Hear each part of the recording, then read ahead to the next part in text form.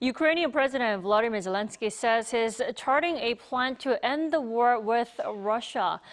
Now, what kind of deal could such a plan include, and how realizable will that be? Joining us for more is Professor Robert English. Good afternoon to you, Professor English. Thank you. Happy to be here. Thanks for joining us. According to Zelenskyy on Tuesday, Ukraine's incursion into Russia's specific Kursk region was all a part of Kyiv's victory plan. What does he mean by that victory plan? What I think he means is that he wants to convince his Western backers that Ukraine still can achieve victory. So it's part of a persuasion, a public relations naming. Unfortunately, I think most analysts don't think that's credible anymore, and that some kind of negotiated settlement is approaching soon. And the Ukrainians are pushing hard, to hang on as long as they can and try to keep that Western support flowing and fend off pressure to strike a deal with Russia.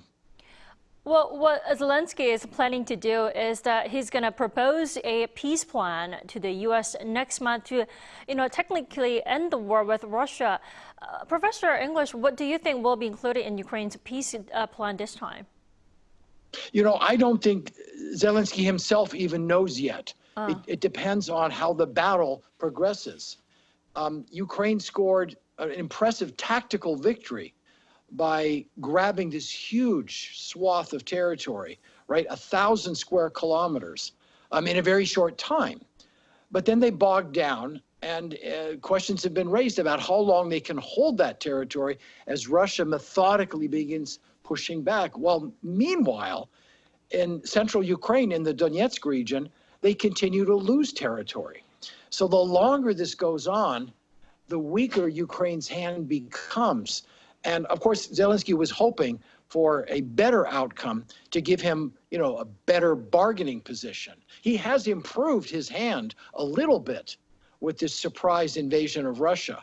But remember, Ukraine holds less than 0.5% of Russian territory, while Russia holds over 20% of Ukraine.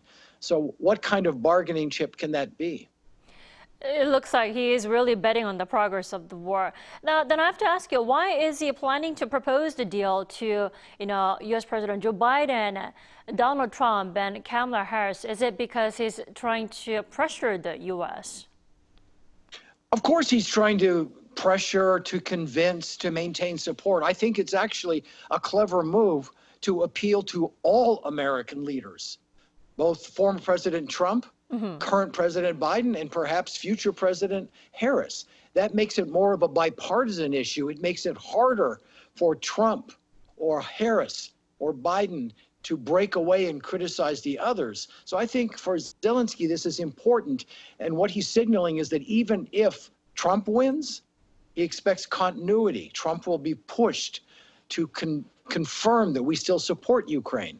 If it's going to be Kamala Harris, Biden's successor, the same thing. He's trying to sort of lock in a continued position of America supporting Ukraine with this sort of diplomatic tactic. It's actually quite clever, I think.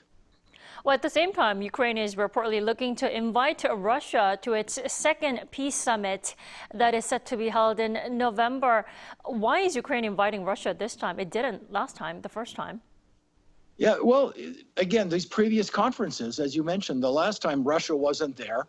And because Russia wasn't there, neither was China and other major players. So it became a very one-sided peace conference. It was really just a talking show and not a serious peace conference. Of course, ultimately, if you're having a conference, if you're having negotiations between two adversaries, then both adversaries have to be there. Right. So maybe it's a sign that we're reaching the point of a real negotiation, that the Ukrainians have agreed to something they have refused to do before, which is sit down with the aggressor, Vladimir Putin.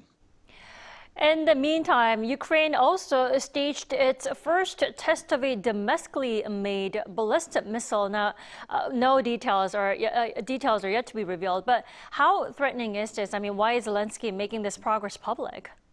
Yeah, well, every little thing that can show strength more military support, new military innovation can't hurt Ukraine's image. But I don't think anyone expects this is some killer weapon or game-changing military system. Ukraine has had missile technology. Ukraine was an important center of rocket motor production in the old Soviet days. And they have produced other missiles and drones and military systems before. So this is one more, but there's no intelligence suggesting that it's something game-changing that Russia will be afraid of. Alrighty, Professor English, thank you so much for joining us this morning. You have a wonderful afternoon there. You're welcome. Happy to be here.